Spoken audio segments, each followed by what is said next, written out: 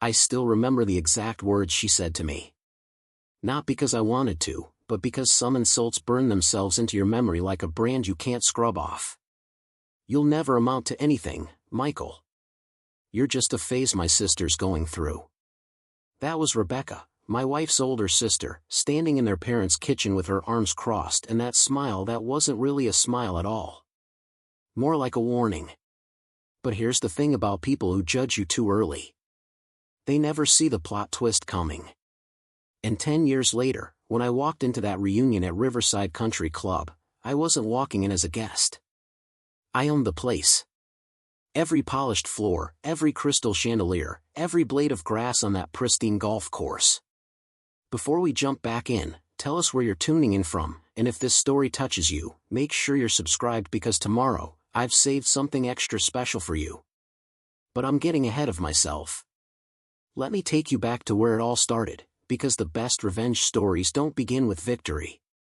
They begin with humiliation so complete, you either break or you build yourself into something they'll never forget. The summer heat in Georgia doesn't forgive anyone. It wraps around you like a wet towel and squeezes until you can't think straight. That's what it felt like the day I met Sarah. I was 24, working 2 jobs, one at a construction site during the day and another stocking shelves at a grocery store 3 nights a week. My hands were always rough, my back always ached, and my bank account was always hovering somewhere between empty and emptier. But I had something most people with money never find. I had drive. Not the kind that comes from privilege or inheritance, but the kind that comes from knowing what it's like to eat ramen for dinner 5 nights straight because that's all you can afford. Sarah walked into that grocery store on a Tuesday night. I remember because Tuesdays were always slow, and I was reorganizing the cereal aisle when I heard her voice behind me asking where the organic section was. When I turned around, I swear time did that thing they talk about in movies. She had dark hair pulled back in a ponytail, wearing a simple white shirt and jeans, but there was something about the way she carried herself. Confident but not cold. Present but not pretentious. I pointed her toward aisle 7 and she thanked me with a smile that made me forget I'd been on my feet for 6 hours straight. 3 weeks later, she came back. This time she asked me about coffee brands, and we ended up talking for 20 minutes about nothing and everything. She told me she was studying marketing at the university. I told her I was saving up to start my own business someday, though I didn't know what kind yet. She didn't laugh. She didn't look at my name tag with pity. She just listened like what I was saying actually mattered. That's rare. Rarer than people think. We started dating a month after that. Small things at first. Coffee at a diner I could afford. Walks through the park because they were free. She never made me feel like I wasn't enough, even though I knew her family had money. I'd see it in little ways. The way she casually mentioned her dad's law firm. The offhand comment about their summer house. The designer bag she carried that probably cost more than my entire month's rent. But she never used it as a weapon. Never made me feel small. That was Sarah. Her family, though? That was a different story entirely. I met them 6 months into our relationship. Sarah had been putting it off, making excuses about timing and schedules, but I knew the truth. She was nervous. Not about me, but about them. About what they'd think. About how they'd treat me. She finally caved when her mother insisted on hosting a Sunday brunch. Just come, Sarah had said, squeezing my hand in her car as we pulled up to their house. Be yourself. They'll love you. They didn't love me. They tolerated me. There's a difference. The house was one of those sprawling colonials with white columns and a circular driveway that could fit 6 cars. The lawn looked like it had been trimmed with scissors, every blade the exact same height. I pulled up in my beat-up Honda Civic, the muffler rattling loud enough to announce my arrival like a car alarm. Sarah squeezed my hand again as we walked to the front door, but I could feel her tension. It radiated off her like heat. Her mother, Patricia, answered the door.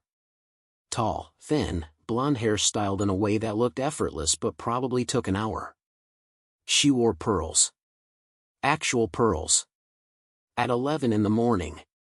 You must be Michael, she said, her smile tight and practiced. She looked me up and down in a way that lasted half a second too long. I was wearing khakis and a button-down shirt, the nicest outfit I owned, but I could tell immediately it wasn't nice enough. Thanks for having me, Mrs. Hartman, I said, extending my hand. She shook it briefly, her grip limp, like she was touching something distasteful. Please, come in. Everyone's in the dining room. Everyone turned out to be Sarah's father, Gregory, her younger brother, Ethan, and her older sister, Rebecca. Gregory was exactly what you'd expect. Salt and pepper hair, firm handshake, the kind of man who wore a blazer on a Sunday because that's just what men of his stature did. Ethan barely looked up from his phone. And Rebecca? Rebecca looked at me like I was a stain on the Persian rug. She was 3 years older than Sarah, and she made sure everyone knew she had her life figured out. Married to a financial advisor named Todd who worked at some prestigious firm downtown. They lived in a gated community. She drove a Range Rover. And the way she spoke to me that first brunch made it clear she thought I was absolutely beneath her baby sister. So, Michael, she said, swirling her mimosa like she was in a commercial. Sarah tells us you work in retail? I work at a grocery store part-time, I said. In construction during the day. Oh, construction, she said, her eyebrows lifting. That must be so physical. Do you have plans to go back to school, or is this more of a long-term thing? There it was. The dig wrapped in politeness. I smiled anyway. I'm working on saving up to start a business. Just figuring out the right opportunity. A business, Gregory chimed in, leaning back in his chair. What kind of business? I'm not entirely sure yet, sir. Maybe something in real estate or property management. I've been learning a lot on the construction side, seeing how things are built from the ground up. I think there's value in understanding the fundamentals before scaling up. He nodded slowly, but I could see the skepticism in his eyes. Well, that's ambitious. Real estate requires capital, though. Significant capital. And connections. I know, sir. That's why I'm working 2 jobs. To build that capital. Rebecca laughed. Not a genuine laugh, but one of those dismissive sounds that's meant to remind you of your place. 2 jobs. How quaint. Todd and I were just talking about how people our age really need to think bigger. You can't just work hard anymore. You need strategy. Vision. I agree, I said evenly. That's why I'm taking my time. I'd rather build something solid than rush into something flashy that falls apart. Her smile didn't reach her eyes. Well, let's hope it works out for you. Sarah reached under the table and squeezed my knee. A silent apology. But I didn't need one. I'd dealt with people like Rebecca my whole life. People who measured worth by the size of your paycheck or the brand of your car. What I didn't know then was just how deep her disdain actually ran. The brunch continued with painful small talk. Patricia asked me about my family. I told her my mom raised me on her own after my dad left when I was 8. She worked as a nurse. Long shifts. Tough hours. But she made sure I never went without the important things. Education. Discipline. Love. Patricia nodded politely, but I could see her doing the math in her head. Single mother. Blue-collar background. No prestigious lineage. I wasn't what she'd imagined for her daughter. After we left, Sarah apologized the entire drive home. I'm so sorry about Rebecca. She can be judgmental sometimes. Sometimes? I said, half smiling. Okay, most of the time. But my parents liked you. I could tell. I didn't have the heart to tell her I could also tell they didn't. Not really. They were polite, sure, but politeness isn't the same as acceptance. Still, I love Sarah. And I wasn't going to let her family's lukewarm reception stop me from building a life with her. We got engaged a year later. I saved up for 3 months to buy her a ring. Nothing extravagant, but it was real, and it was mine. Preparing and narrating this story took us a lot of time, so if you are enjoying it, subscribe to our channel, it means a lot to us. Now back to the story. I didn't ask her father for permission because honestly, I knew what he'd say. When Sarah showed her family the ring, Rebecca's first question was, "Is that a half carat?" Sarah said yes, and Rebecca just smiled that smile again. The one that said everything without saying anything at all. The wedding was small. We couldn't afford anything big, and honestly, I didn't want anything big. Just close friends and family. But even that became a battleground. Patricia wanted to invite half of their social circle. Gregory wanted it at the country club. Rebecca kept suggesting vendors that cost more than my annual salary. Sarah held firm, though. She told them we were paying for it ourselves, and we were doing it our way. I loved her even more for that. Rebecca, however, didn't let it go. A week before the wedding, I overheard her talking to Sarah in the hallway of their parents' house. I'd come by to drop off some final details for the rehearsal dinner, and their voices carried from the kitchen. "You're making a mistake, Sarah." "Rebecca, stop. I'm serious. He's a nice guy, I'll give you that. But nice doesn't pay bills. Nice doesn't build a future. You're going to wake up in 5 years living in some cramped apartment, struggling to make ends meet, while he's still chasing some pipe dream about starting a business. You don't know him like I do. I know his type. Big dreams, small execution. You deserve someone who's already established. Someone who can give you the life you're used to. I don't want the life I'm used to. I want a life I build with someone I love." There was a long pause. Then Rebecca's voice dropped lower, sharper. "You'll regret this. And when you do, don't come crying to me." I left before they saw me. But those words stayed with me. "You'll regret this." Like I was some kind of inevitable disaster waiting to happen. The wedding went off without a hitch. We honeymooned in a cabin 2 hours away because that's what we could afford. And when we came back, we moved into a tiny one-bedroom apartment on the east side of town. It wasn't much. The air conditioning barely worked. The neighbors upstairs fought every other night. But it was ours. Sarah got a job at a marketing firm downtown. I kept working construction and started taking night classes in business management at the community college. Life was hard, but it was good. We were building something. Slowly, brick by brick. But Rebecca never let me forget I wasn't good enough. Every family gathering, every holiday dinner, every casual encounter, she found a way to remind me. Little comments. Subtle digs. Always with that smile. "Still doing construction, Michael? I thought you'd have moved on by now. Sarah, you look tired. Is everything okay at home? Todd just got promoted again. He's managing a whole division now. It's been such a blessing." I never responded. Never gave her the satisfaction. But inside, every word was a stone added to a growing pile.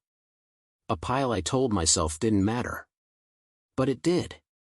Of course it did. 2 years into our marriage, I finally caught my break. A guy I worked with on a construction crew told me about a property that was going up for auction. An old warehouse on the edge of town. It was run down, needed serious work, but the location was solid. Near the highway.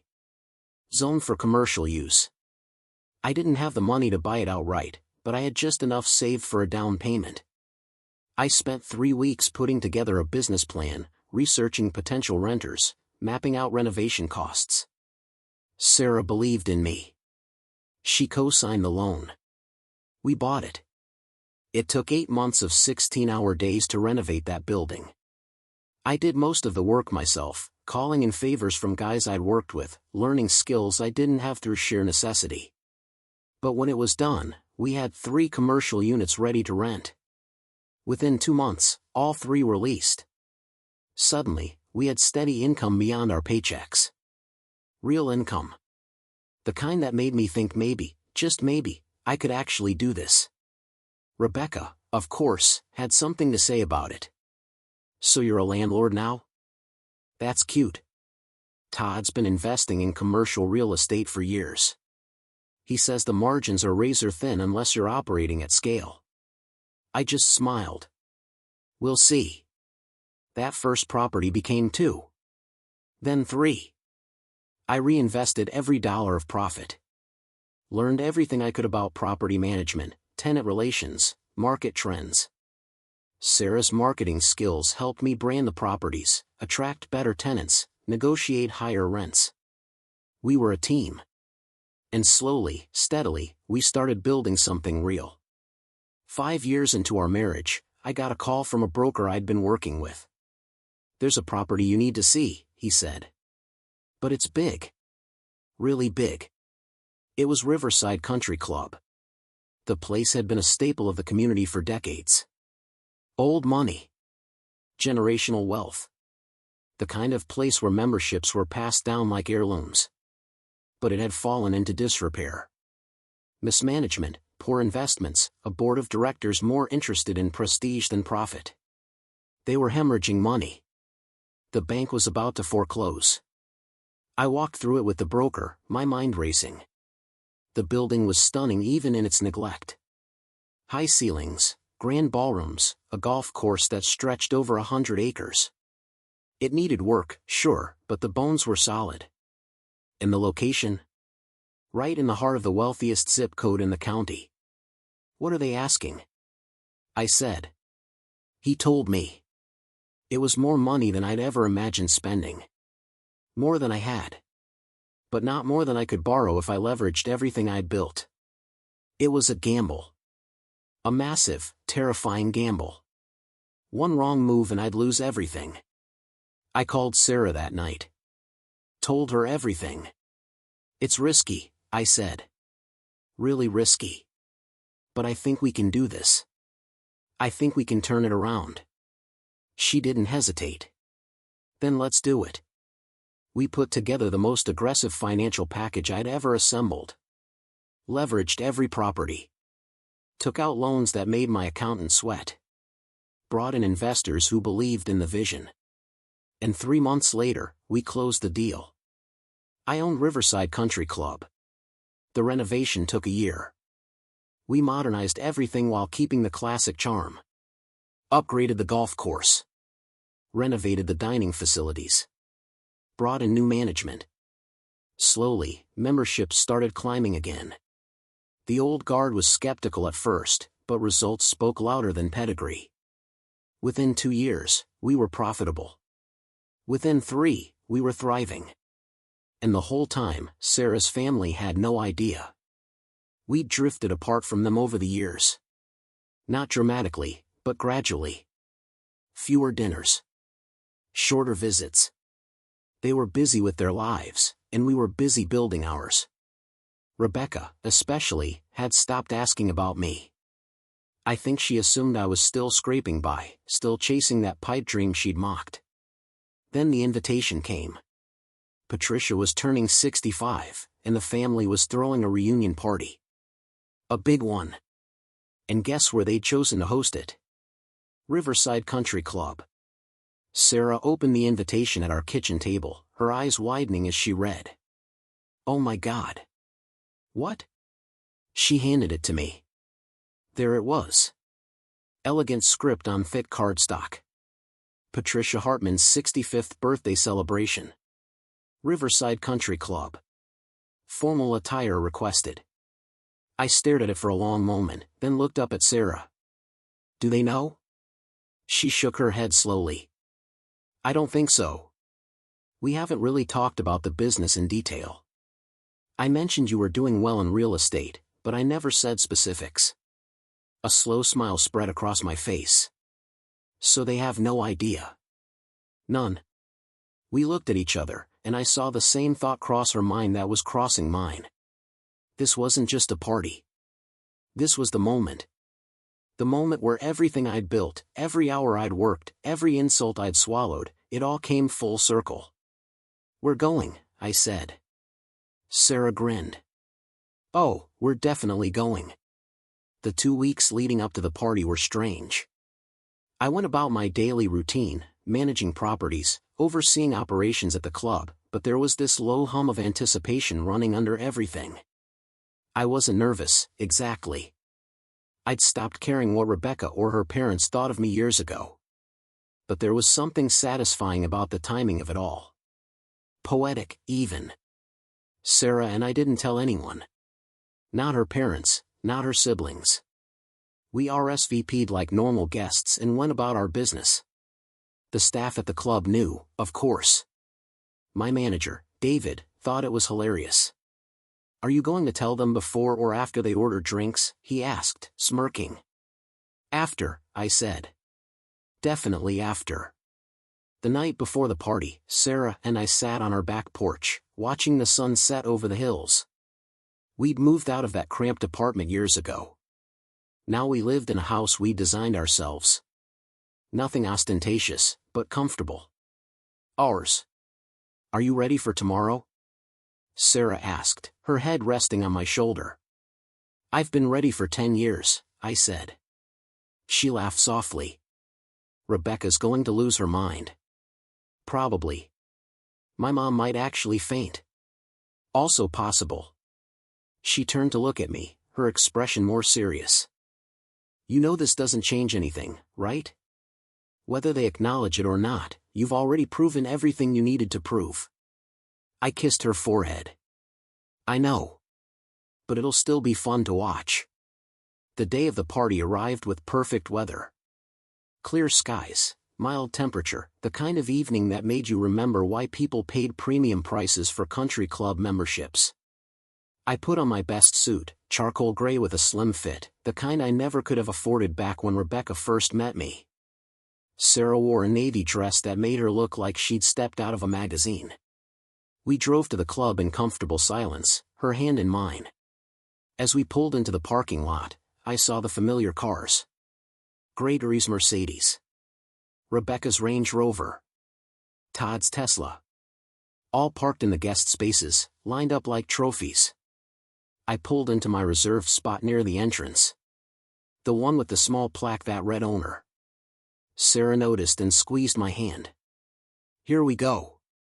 We walked in through the main entrance, past the marble columns and crystal chandeliers I'd personally overseen the installation of. The ballroom was already filling with guests. I recognized some of them, members I'd met during events, but most were faces I'd only seen in Sarah's family photos. Patricia stood near the center, holding court, her laugh carrying across the room. Gregory was by the bar, talking to a group of men in expensive suits. And Rebecca? She was near the windows, wine glass in hand, talking animatedly to Todd. None of them had seen us yet. We moved through the crowd slowly, greeting people, blending in. I caught David's eye from across the room. He gave me a subtle nod and a grin. Everything was ready. Then I heard her voice. "Sarah. Oh my God, you made it." Rebecca swept toward us, arms outstretched, her smile wide and practiced. She hugged Sarah, then turned to me. "Michael. Wow. You clean up well." "Thanks," I said evenly. "This place is gorgeous, isn't it?" she continued, gesturing around. "I can't believe we got a reservation. It's nearly impossible to book here these days. Todd knows someone on the board. That's how we managed it." "Is that right?" I said. "Absolutely. The new owner has really turned this place around. Apparently he's some big real estate mogul. Very exclusive." She took a sip of her wine, looking around with satisfaction. "It's nice to finally be somewhere that reflects the family's status, you know?" Sarah looked at me, her lips pressed together to keep from smiling. "I'm glad you're enjoying it," I said. Patricia appeared then, gliding over with Gregory in tow. "Sarah, darling." She hugged her daughter, then gave me a polite nod. "Michael. Mrs. Hartman. Happy birthday." "Thank you. Isn't this venue just stunning?"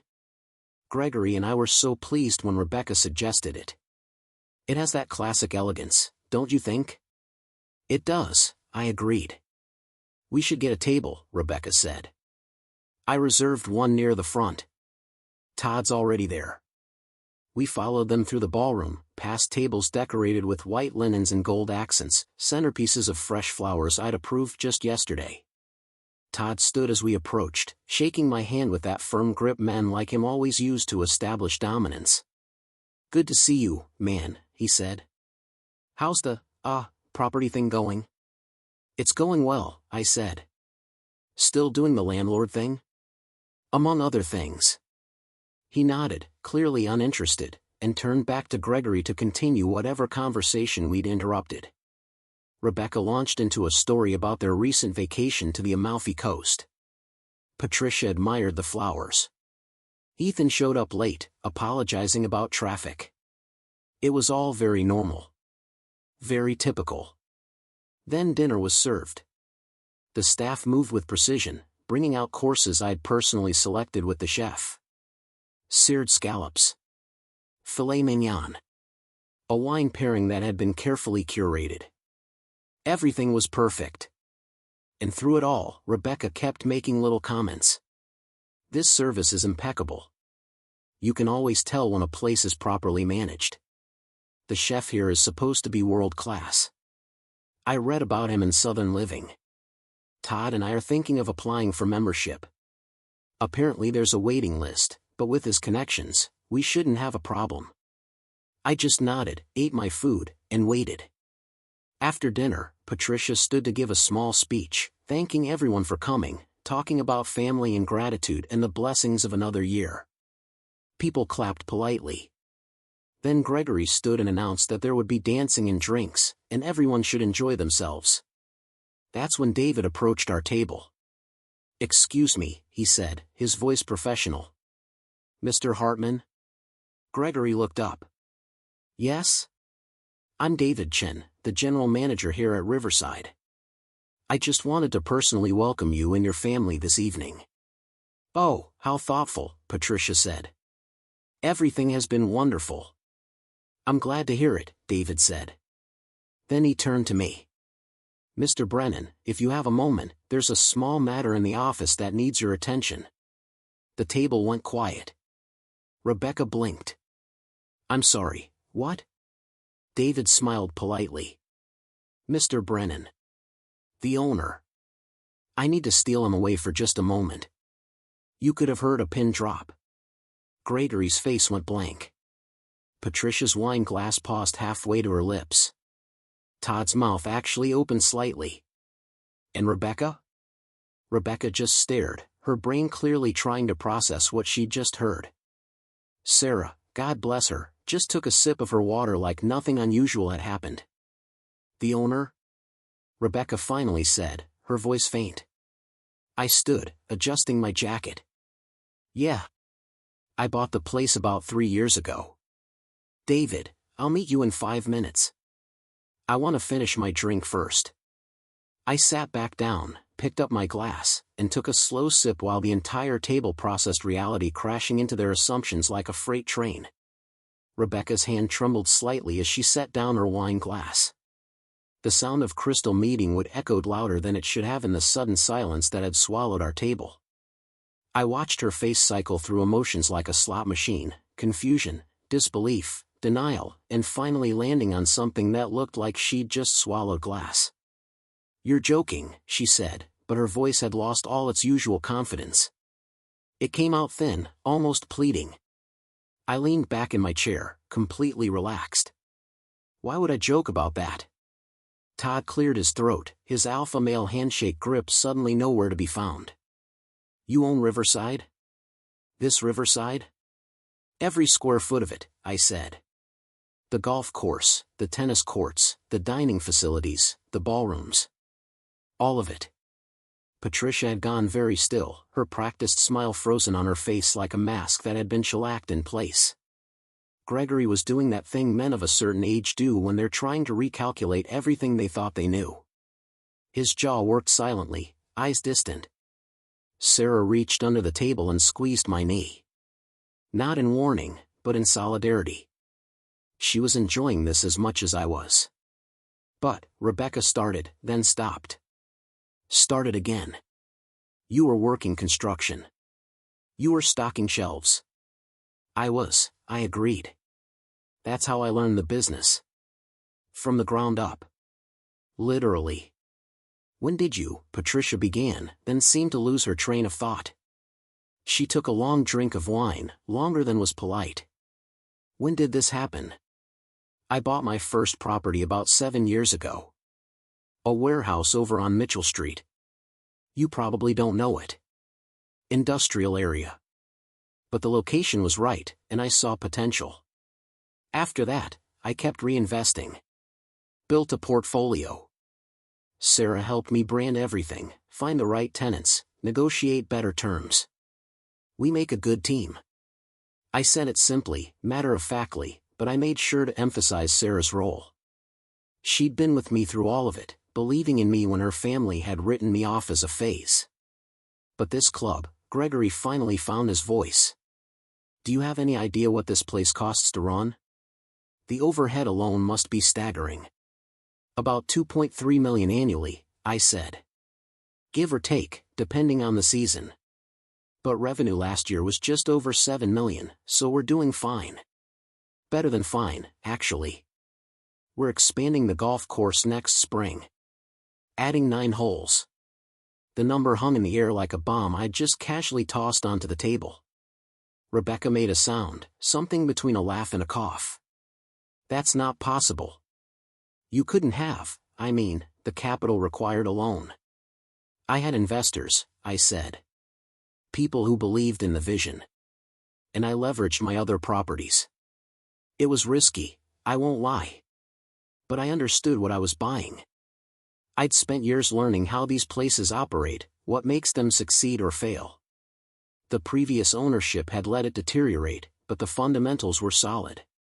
It just needed someone willing to put in the work. The work, Todd repeated, like the word was foreign to him. I nodded. Yeah. The actual work. I was here most nights until midnight for the first 6 months. Personally oversaw every renovation. Interviewed every staff member. Built relationships with every vendor. You don't turn around a place like this by delegating everything and hoping for the best. David reappeared at the edge of our table, tablet in hand. Mr. Brennan, I hate to interrupt, but we have the Martinez party asking about availability for their daughter's wedding next June. They're requesting the grand ballroom. I glanced at the tablet he held out. What weekend? The second Saturday. That's prime season. What's our current quote? $85,000 for the venue, full service. I considered it. Tell them we can do it, but I want to meet with them personally next week. Weddings are flagship events. I want to make sure we're aligned on vision. David nodded. I'll set it up. He disappeared back into the crowd.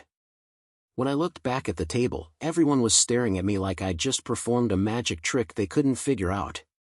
$85,000, Rebecca said faintly. For one event. Plus catering, florals, and bar service, I added. Wedding packages here typically run between $150,000 and $300,000, depending on guest count and specifics. But we're worth it. We don't compete on price. We compete on experience. The silence that followed was the kind that comes when people realize they've fundamentally misunderstood something important. Not just misunderstood, but built entire assumptions on a foundation that never existed. Ethan, who'd been quiet this whole time, suddenly laughed. Actually laughed, loud and genuine. This is insane. This is absolutely insane. Rebecca, you've been talking about how Todd knows someone on the board for like 3 weeks. Rebecca shot him a look that could have melted steel. Ethan, shut up. But he didn't. No, seriously. You kept saying how hard it was to get a reservation here, how exclusive it is, how we're lucky to even get in. And the whole time, Michael owns it. I said shut up. Sarah spoke for the first time since the revelation, her voice calm but pointed. You know what's funny? I told you guys years ago that Michael was doing really well. That we'd bought several properties. That the business was thriving. But nobody asked. Nobody wanted details. You just assumed he was still barely getting by. Patricia opened her mouth, closed it, opened it again. Well, you never specifically said he owned a country club. Because it felt like bragging, Sarah said. And because honestly, after years of listening to subtle comments about Michael's career prospects, I stopped feeling like I owed anyone updates. That landed hard. I could see it in the way Patricia's shoulders stiffened, in the way Gregory suddenly found his plate very interesting. Rebecca, though, wasn't ready to concede. So what, you let us book our party here just so you could have this moment? This big reveal? I met her eyes, and for the first time all night, I let a little edge into my voice. Rebecca, you booked this party because your husband said he knew someone on the board. Nobody let you do anything. You made a choice based on what you thought was your access and connections. I just didn't correct your assumptions. That's manipulative. No, I said. What's manipulative is spending 10 years making comments about someone's worth based on their bank account. What's manipulative is telling your sister she's making a mistake because her husband works with his hands. What's manipulative is treating someone like they're invisible because they don't fit your definition of success. The words came out measured, not angry, but absolutely clear. I wasn't yelling. Wasn't making a scene. But every person at that table heard exactly what I was saying. Todd shifted uncomfortably. Look, man, I think maybe there's been some miscommunication. Has there? I asked.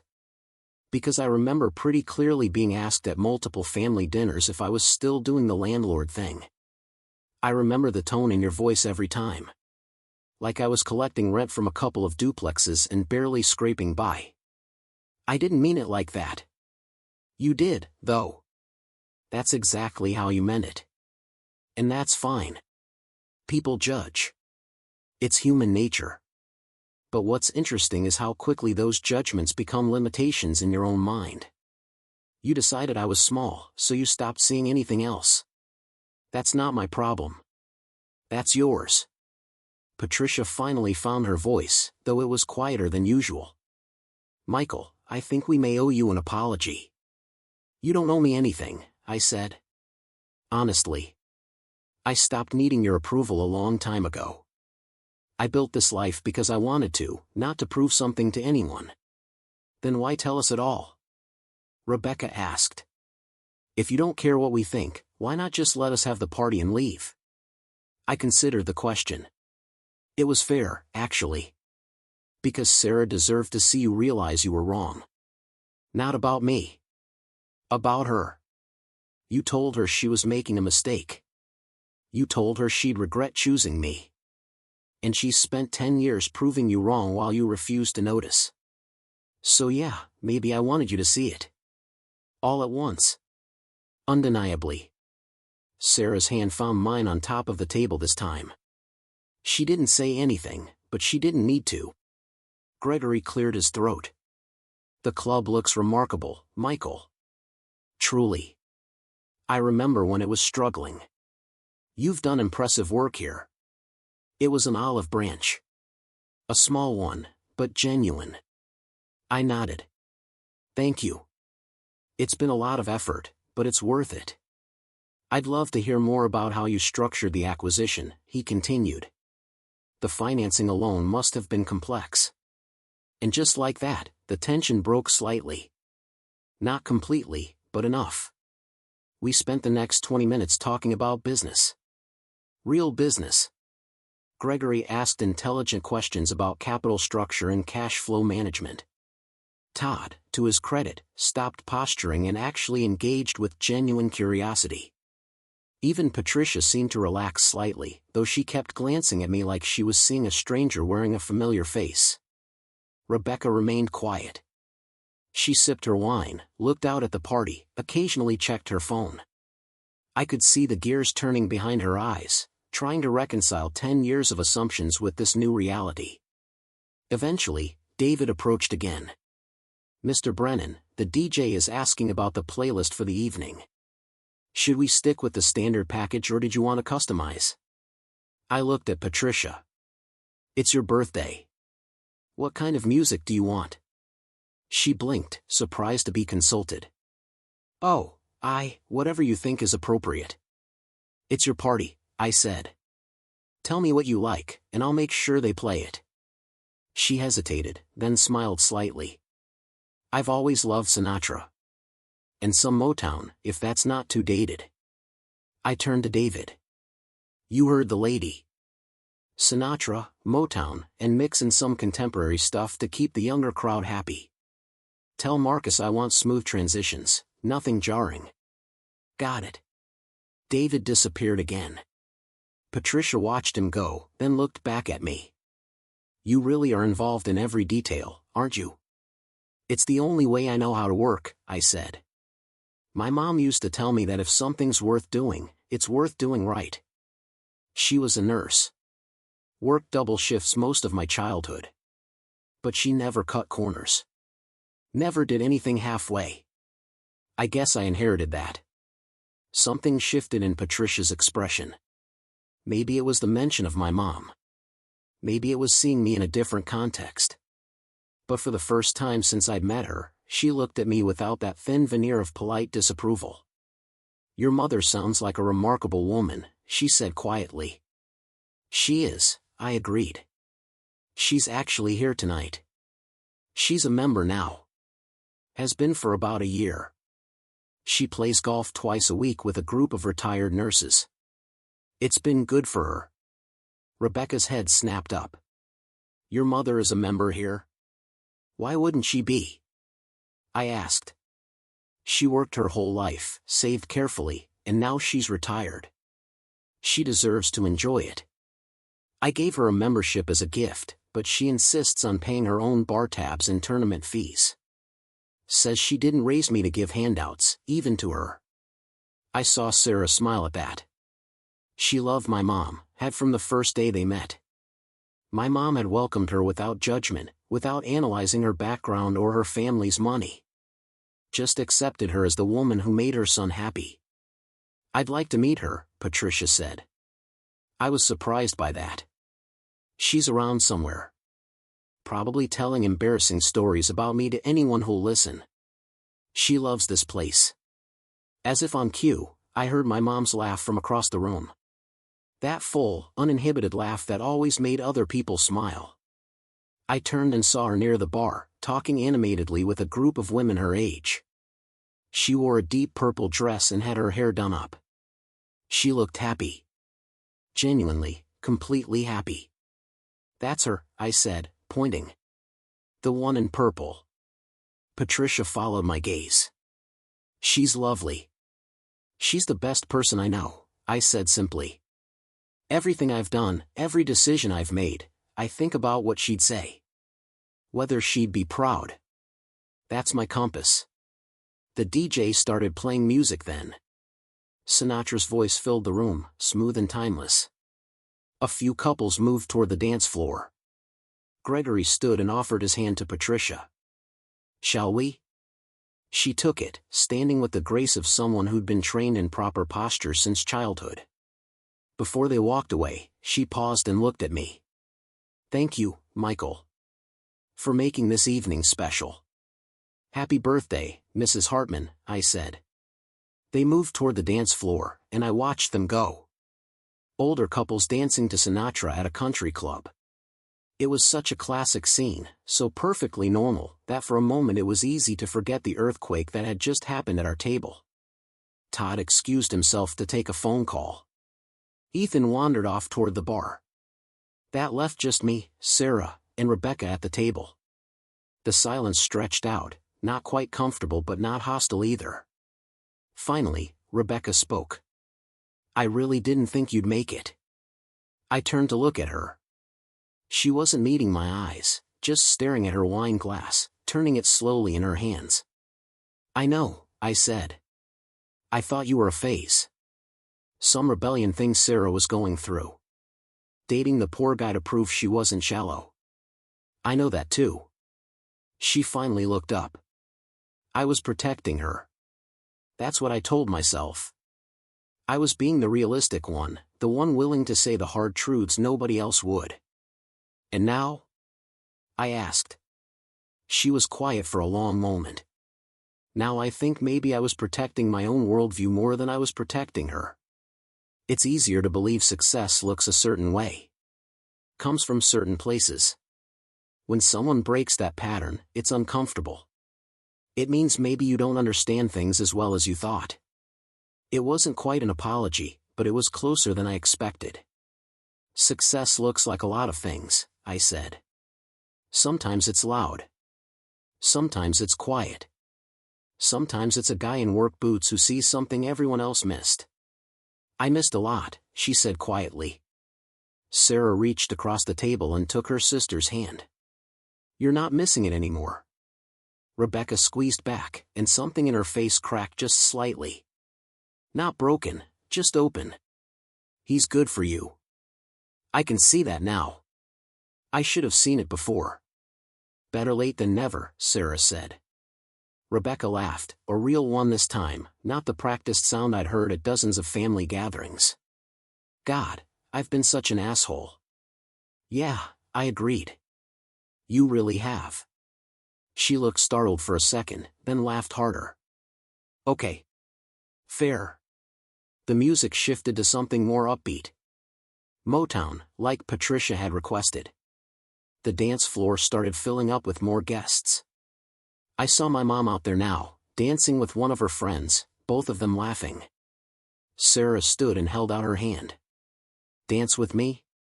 I took it, letting her pull me up. I'm not very good. I know. I've seen you at weddings. But I love you anyway. We made our way to the dance floor, weaving between couples and clusters of guests. The DJ had good taste. The song was upbeat but not frantic, easy to move to even if you didn't know what you were doing. Sarah put her arms around my neck, and I rested my hands on her waist, and we moved to the music like we were the only people in the room. You doing okay? She asked. Better than okay, I said. You? Honestly? This is the best family event we've been to in years. I laughed. The bar was pretty low. True. But still. She leaned her head against my chest. Thank you for not gloating. I gloated a little. Okay, yes, a little. But you could have gone way harder. You showed restraint. I'm mature now. Successful people don't need to rub it in. She pulled back to look at me, eyebrow raised. You literally waited for the perfect moment to drop the bomb. That's not rubbing it in. That's just good timing. She kissed me then, right there in the middle of the dance floor, and I forgot about Rebecca and Patricia and every subtle insult from the past decade. All of it just faded into background noise. When we broke apart, I noticed Todd had returned to the table and was now in conversation with Gregory. They kept glancing toward me, and I could tell they were talking business. Probably trying to figure out how they'd missed this. How someone they'd dismissed had built something they hadn't seen coming. They're going to want to invest now, Sarah said, following my gaze. Or partner on something. That's what people like Todd do. Once they realize there's money involved, suddenly you're worth knowing. Probably, I agreed. But I'm not interested. No? I didn't build this to impress them or partner with them. I built it because I wanted to prove I could. To myself. Now that I have, I don't need anything from them. She studied my face. You're really okay? No lingering resentment? I thought about it. Really thought about it. You know what's weird? I'm not angry. I was for a long time. Every comment, every dismissive look, it all piled up. But somewhere along the way, I stopped caring. Not because I forgave them, exactly, but because I stopped needing their validation. The work became its own reward. When did that happen? I don't know exactly. Maybe when we closed on this place. Or maybe before that. But there was a moment when I realized I was doing all of this for me. For us. Not to prove anything to anyone else. And once I realized that, the rest just became noise. The song changed. Something slower. Sarah settled back against me, and we swayed gently. Around us, the party continued. Guests laughed and danced and clinked glasses. My mom caught my eye from across the room and gave me a thumbs up, grinning like a proud parent at a graduation. I smiled back. David found me again a few songs later. Sorry to interrupt, but we have a situation with the kitchen.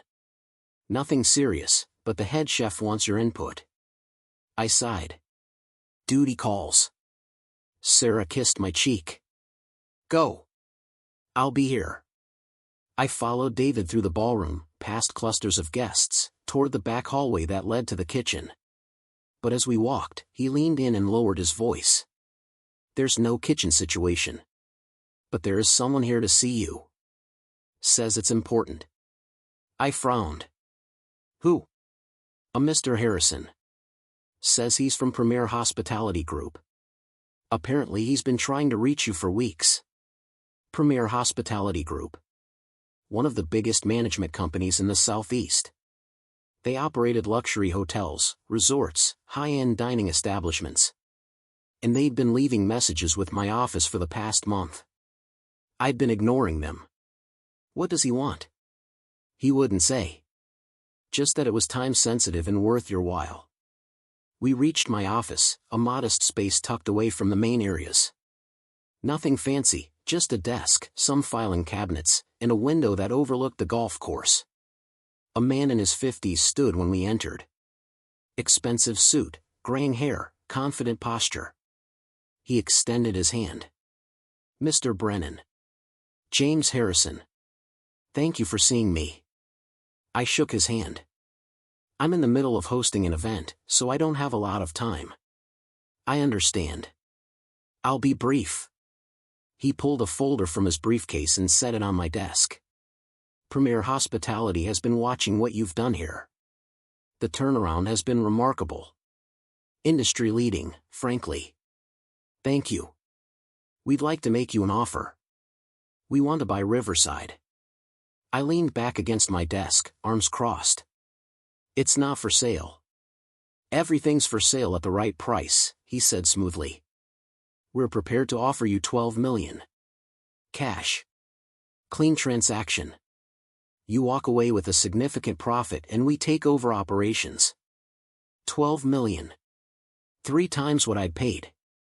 4 times what it was worth when I bought it. A number that would have seemed impossible 10 years ago when I was stocking shelves. No, I said. Harrison blinked.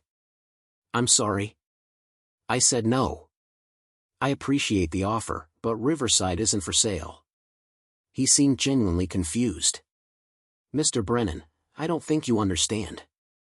This is a very generous offer. Well above market value. You'd be set for life. I'm already set for life, I said. I built this place because I wanted to build something meaningful. Something lasting. I'm not interested in cashing out. What if we went to 15? You could go to 50 and the answer would still be no. He stared at me like I'd spoken in another language. In his world, everything was about the exit strategy. The sell-off. The maximum return. But I'd never built this to flip it. I'd built it to keep it. May I ask why? He said finally. I walked to the window, looked out at the golf course lit up under the evening sky. You see those people out there? Half of them are members I personally recruited. I know their names. I know their families. Some of them I gave scholarships to because they couldn't afford the full membership but wanted a place where they belonged. This isn't just a business to me. It's a community. And you can't put a price on that. Harrison was quiet for a moment. Then he nodded slowly. I respect that. Truly. But the offer stands if you change your mind. I won't. He packed up his briefcase, shook my hand again, and left. David waited until the door closed before speaking. 15 million. Jesus, Michael. Yeah. You didn't even hesitate. No. Most people would have at least considered it. I turned to face him. I'm not most people. In this place? It's worth more than money. David grinned. That's why I like working for you." "You actually mean that?" We walked back toward the ballroom together. The party was in full swing now. The dance floor was packed. The bar was busy. Guests were laughing and mingling. Everything was exactly as it should be. I found Sarah talking with my mom near one of the high-top tables. When she saw me, she excused herself and came over. "Everything okay?" "Everything's fine," I said. "Just someone trying to buy the club." Her eyes widened. "Seriously?" "Seriously." I told them no. "How much did they offer?" "Doesn't matter. I'm not selling." She studied my face, then smiled. "Good. I like it here." My mom joined us, pulling me into a hug. "There's my boy. This party is wonderful, sweetheart. You've really outdone yourself." "Thanks, Ma. Patricia seems lovely. Very gracious. And her family is nice." I raised an eyebrow. "You talked to them?" "Of course I did. I introduced myself. We had a lovely conversation about the club and about you. They seemed very proud." Sarah and I exchanged a glance. Proud. That was one way to put it. "I'm glad you're having a good time," I said. "Oh, I am. Louise and I are signed up for the tournament next month. We're going to destroy the competition." She winked and headed back toward her friends. Sarah laughed. "Your mom is the best." She really is. The rest of the evening passed in a pleasant blur. Patricia gave a small speech thanking everyone for coming. Several people came up to me throughout the night to compliment the venue, ask about memberships, or just chat about the club's history. I answered questions, made introductions, played the role of host even though technically I was a guest. Around 11, people started trickling out. The older crowd first, then the families with kids. By midnight, only a few dozen people remained, mostly dancing or chatting at the bar. Gregory found me as I was checking on the cleanup crew. "Michael, a moment." I nodded, and we stepped out onto the terrace. The night air was cool, carrying the smell of freshly cut grass from the golf course. "I wanted to apologize," he said without preamble. "For underestimating you. For not seeing what Sarah saw. That was short-sighted of me." "I appreciate that," I said. "I've spent my career in law, working with people who fit a certain mold. I assumed success came from following a certain path. Education, connections, pedigree. But you've proven that's not the only way." "There's no one right way," I agreed. "Just different paths." He nodded. "I'd like to get to know you better. Properly. Not as the guy Sarah married, but as the man who built all of this. If you're open to that." "I am," I said. And I meant it. Gregory's apology felt genuine. Not performative or obligated, but real. We shook hands, and he headed back inside. I stayed on the terrace a little longer, looking out at the property I'd worked so hard to build. The clubhouse glowing with warm light. The golf course stretching into darkness. The parking lot slowly emptying as the last guests departed. Sarah found me there a few minutes later, 2 glasses of champagne in hand. She passed me one and leaned against the railing beside me. "Quite a night," she said. "That's putting it mildly. Any regrets?" I thought about it. "No. Not one." "Good." She clinked her glass against mine. "To proving people wrong without saying a word. To building something that matters," I countered. "To us," she said. We drank, and the champagne was crisp and cold and perfect. Somewhere inside, the DJ was packing up. The cleanup crew was clearing tables. The night was ending. But something else was beginning. A new chapter where I wasn't defined by where I came from or what people assumed about me. Where my work spoke louder than their judgments. Where success wasn't about proving anything to anyone. It was just about building a life worth living. And I'd done that.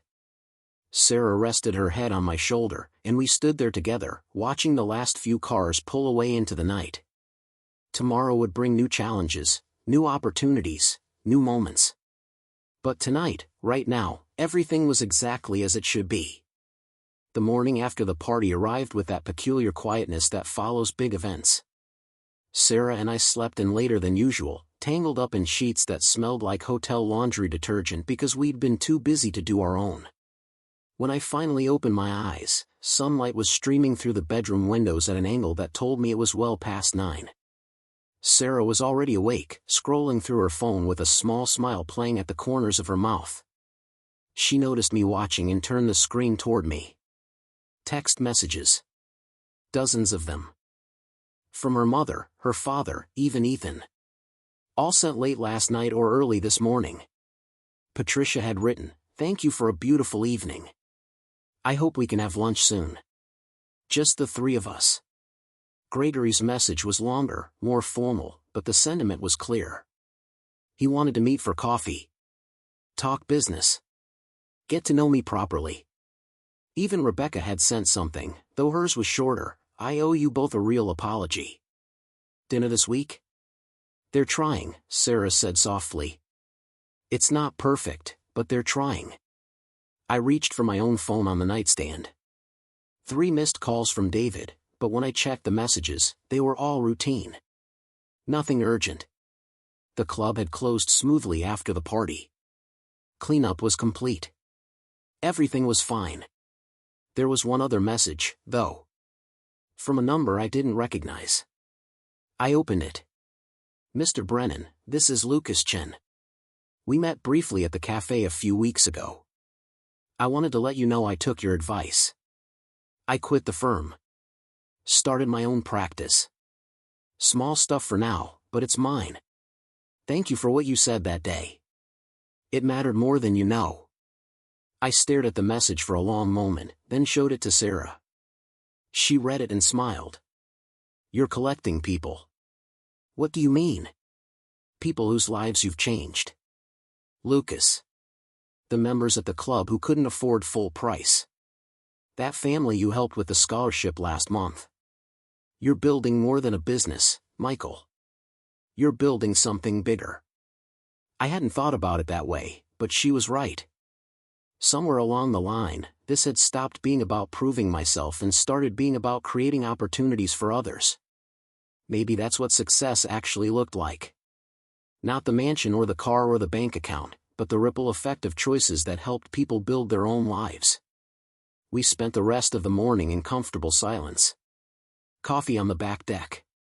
Reading the newspaper. Small talk about nothing important. It felt good to just exist without pressure or performance. Around noon, my phone rang. David again. This time I answered. "Hey, what's up?" "Michael, I think you need to come down to the club. We have a situation." My stomach tightened. "What kind of situation?" "The good kind, actually. But you really need to see this." 20 minutes later, I was pulling into the club's parking lot. Even from a distance, I could see something was different. There were cars everywhere. Way more than usual for a Sunday afternoon. I parked in my spot and walked toward the entrance, confused. David met me at the door, grinning like he'd won the lottery. "You're not going to believe this." "Believe what?" He gestured inside. The lobby was packed. Actual packed. People standing in clusters, filling out paperwork, talking to staff members. I recognized some faces, members I knew, but there were dozens of new people I'd never seen before. "What's happening?" "Membership applications," David said. "We've had 47 people inquire about joining since this morning." 47. In one day. We've never had numbers like this. I stared at the crowd. Why? Word spread about last night. About you. About the story. Apparently someone posted about it on social media, and it went viral locally. People want to be part of what you're building here. They like the idea of a club owned by someone who actually worked for it instead of inheriting it. I walked deeper into the lobby, trying to process what I was seeing. A woman in her 40s approached me, extending her hand. "Mr. Brennan? I'm Jennifer Moss.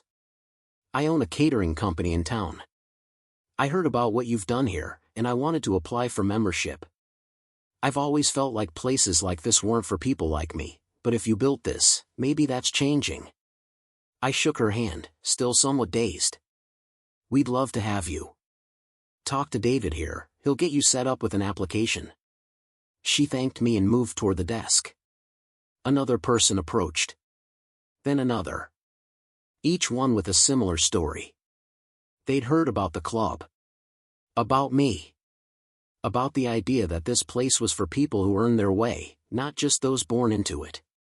By the end of the day, we'd processed 73 applications. 73. David pulled me aside around 5, his tablet full of notes. "At this rate, we're going to hit capacity within 6 months.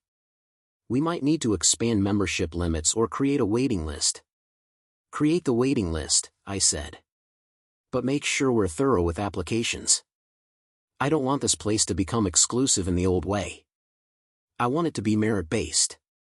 People who'll add to the community, not just write checks." "Understood." That evening, Sarah and I had dinner at home. Simple pasta, salad, wine. She'd heard about the membership surge and was equal parts excited and concerned. "You're going to be even busier now."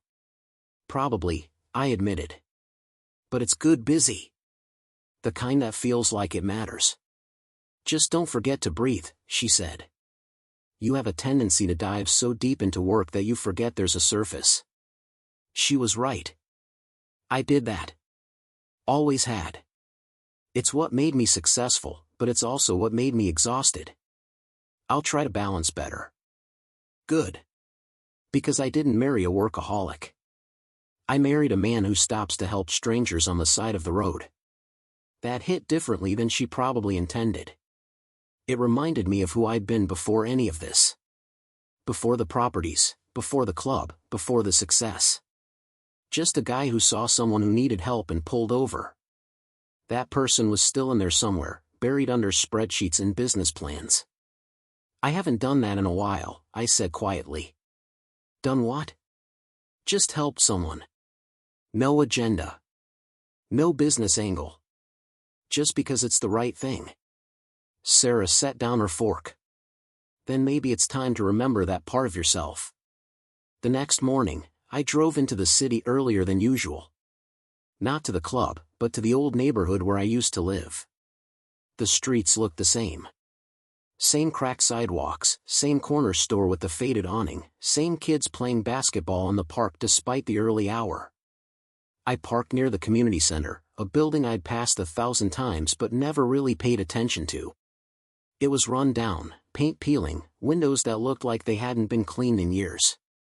A sign out front advertised after-school programs and job training workshops. Inside, a woman in her 50s sat at the front desk, sorting through paperwork. She looked up when I entered. "Can I help you?" "Maybe," I said. "I'm interested in learning more about what you do here." Her name was Dorothy, and she'd been running the center for 12 years on a shoestring budget and pure determination. She walked me through the facility, showing me the computer lab with outdated machines, the classroom where they taught GED prep, the small gym where kids came after school to stay out of trouble. "We do what we can," she said. "But funding is always tight. We lose staff because we can't pay competitive salaries. Equipment breaks and we can't replace it. But the need is here. These kids, these families, they need a place like this." I looked around at the peeling paint, the worn furniture, the ceiling tiles stained from old water damage. This place was doing important work with nothing. And I had resources sitting in accounts earning interest. "What if you had funding?" I asked. "Real funding. What would you do?" Dorothy laughed, but it wasn't bitter. Just tired. "I could write you a list that would take all day. New computers. Hire more teachers. Fix the roof. Expand our programs. Feed more kids. The list never ends." Write it down, I said. All of it. And send it to me. I handed her my card. She looked at it, then at me, confused. You're serious? Completely serious. I want to help. Her eyes welled up, and she pressed a hand to her mouth. I don't know what to say. Say you'll send me that list. I left the community center feeling lighter than I had in months. This was it. This was the thing I'd been missing. The success was good. The club was good. But this, helping people who needed it without expecting anything in return, this felt right in a way nothing else had. Over the next few weeks, things moved fast. Dorothy sent me her list. I read it twice, then called her. Let's meet. I want to discuss a partnership. We met at a coffee shop near the center. I brought Sarah, who'd insisted on being involved. Dorothy brought her assistant director, a younger guy named Marcus who reminded me of myself at that age. Hungry. Determined. Slightly angry at a world that hadn't given him much. I laid out my proposal. I would fund the renovations. New roof, new equipment, updated facilities. I'd also establish a grant program to cover salaries for additional staff. In exchange, I wanted the center to expand its programs. More job training. Financial literacy classes. Mentorship opportunities connecting kids with local business owners. Dorothy cried. Actual tears streaming down her face. This is more than I could have dreamed. It's an investment, I said. In people. That's always worth it. Sarah reached across the table and squeezed my hand. She got it. She understood this was about more than charity. It was about creating pathways for people like I used to be. People who just needed a chance. The renovations started a week later. I visited the site regularly, talking with contractors, checking progress, occasionally picking up a hammer myself. It felt good to be back in work boots, doing physical labor. Reminded me where I came from. One afternoon, while I was there, a kid approached me. Maybe 13, tall and skinny with suspicious eyes. You the rich guy who's fixing this place? I'm the guy who's helping, yeah. Why? Because it needs fixing. He studied me like he was trying to solve a puzzle. Nobody does nothing for free. You're right, I said. Nobody does. I'm doing this because it makes me feel good. That's my payment. Is that fair? He considered this, then nodded slowly. I guess. You come here a lot. After school. Beats going home. What do you like to do? He shrugged. I don't know. Draw, I guess. But it's stupid. It's not stupid. You any good? Another shrug, but I saw something flicker in his face. Pride, maybe. Or hope. People say I am. Then keep drawing. The world needs artists just as much as it needs anything else. He looked at me like I'd said something revolutionary, then wandered off. But the next day, he was back. And the day after that. Always watching, sometimes helping, never saying much. His name was Devin, I learned eventually. Lived with his grandmother. Dad wasn't in the picture. Mom was struggling with addiction. I made a mental note to talk to Dorothy about him. Kids like Devin needed extra attention. Extra support. The kind that could make the difference between falling through the cracks and building something meaningful. Meanwhile, back at the club, things continued to surge. We implemented the waiting list. Interviewed potential members carefully. I personally sat in on every interview, asking questions about what they wanted from membership, what they could contribute to the community. Some people were confused by the process. They expected to just write a check and get in. Those people didn't make the cut. Rebecca reached out about that dinner she'd mentioned. We met at a quiet restaurant downtown, just the four of us. She and Todd arrived first, and I could see the nervousness in Rebecca's posture. She was out of her element. Apologizing didn't come naturally to her. We ordered drinks and made small talk for a few minutes before Rebecca finally took a breath and said what she'd come to say. I was wrong about you, Michael. Completely wrong. And I'm sorry. Not just for what I said at the beginning, but for every comment, every look, every assumption I made over the years. You deserved better. We both deserved better, Todd added, though his apology sounded more rehearsed. I let my own insecurities color how I saw you. That wasn't fair. I appreciated the words, even if they were 10 years late. I appreciate you saying that. Both of you. I don't expect you to forgive me right away, Rebecca continued. I know trust has to be rebuilt. But I'd like to try. If you'll let me. Sarah reached under the table and squeezed my knee. A silent question. What do you want to do? I thought about it. About holding grudges versus moving forward. About the energy it takes to stay angry versus the freedom that comes with letting go. I'd like that, I said finally. But it has to be real. No more passive-aggressive comments. No more judgment. We treat each other with respect or we don't do this at all. Deal, Rebecca said immediately. The dinner went better than expected after that. We talked about normal things. Work, hobbies, places we wanted to travel. It wasn't perfect, and there were awkward moments, but it was a start. Sometimes that's all you need.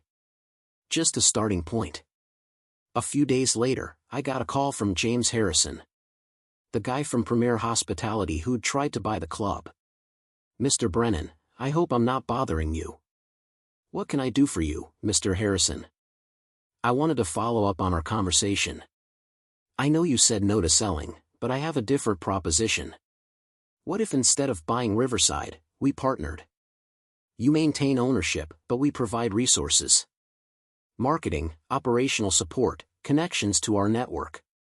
You'd expand your reach while keeping control. It was tempting. Access to their resources could accelerate growth significantly. But I'd learned to be cautious about partnerships that sounded too good. What's in it for you? Honestly? Your story is compelling. The self-made entrepreneur who built something authentic. That's valuable. We'd get to associate our brand with yours, learn from your approach, and hopefully improve our own operations. Plus, a small percentage of profits from any joint ventures. I'll think about it, I said. But I'm not making any quick decisions. Fair enough. Take your time. I discussed it with Sarah that night. She was skeptical. Big companies say they want partnership, but what they really want is control. Be careful. She was probably right. But I filed the idea away. Maybe someday it would make sense. Or maybe not. Either way, I wasn't in a hurry. The community center renovations finished ahead of schedule. We held an open house on a Saturday morning. The turnout was incredible. Families from the neighborhood, local business owners, even some members from the club who wanted to see what we'd built. Dorothy gave a speech that made half the room cry, talking about what this meant for the community. I saw Devin in the crowd, standing with his grandmother. He caught my eye and gave me a small nod. Not a smile, but something close. Acknowledgement. Respect. After the speeches, I walked through the facility with my mom. She'd insisted on coming, wanted to see what her son had done. We stopped in the art room, where Devin's drawings were displayed on the wall. They were good. Really good. Detailed sketches of the neighborhood, portraits of people he knew, abstract pieces that showed real talent. That boy has a gift, my mom said. He does. You should make sure he gets the training to develop it. Already working on it. Dorothy's connecting him with an art teacher.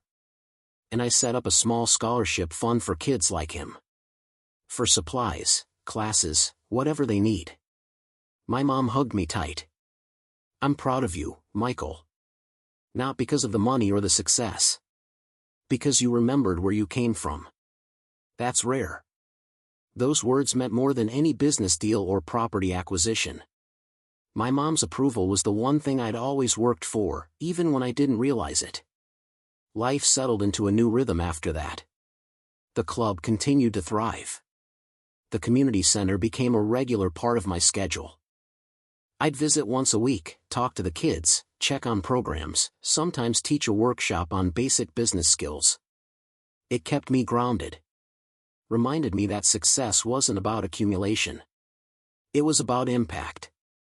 Sarah and I started talking about starting a family. Nothing concrete yet, just exploratory conversations. What kind of parents did we want to be? What values did we want to pass down? How do you raise kids to be ambitious but not entitled? Driven but not ruthless? We didn't have all the answers, but we had time to figure it out. One evening, about 3 months after Patricia's party, we hosted a small dinner at our house. Nothing fancy. Just my mom, Sarah's parents, Rebecca and Todd, and Ethan. Family. Real family, not the performative kind we'd done for years. Gregory brought wine. Patricia brought flowers. Rebecca actually asked me about the community center, genuinely interested. It wasn't perfect. There were still moments of awkwardness, lingering habits from years of certain dynamics. But it was better. Significantly better. After dinner, Gregory pulled me aside on the back porch. I wanted to tell you something. What's that? I'm proud to call you my son-in-law. I should have said that years ago. Better late than never, right? It was the first time he'd called me that. Son-in-law. Not just Sarah's husband. Not just the guy who married his daughter. But family. Actual family. Thank you, I said. That means a lot. You've built something remarkable, Michael. Not just the club or the properties. But the life you've created. The impact you're having. That's the real measure of success. We shook hands, and for the first time since I'd met him, it felt like he actually saw me. Not as someone to be measured or evaluated, but as an equal. As someone worthy of respect. The evening ended with everyone gathering in the living room, talking and laughing. My mom told embarrassing stories from my childhood. Ethan showed us photos from a recent trip. Rebecca and Sarah swapped restaurant recommendations. It was normal. Beautifully, perfectly normal. Later, after everyone had left, Sarah and I cleaned up together.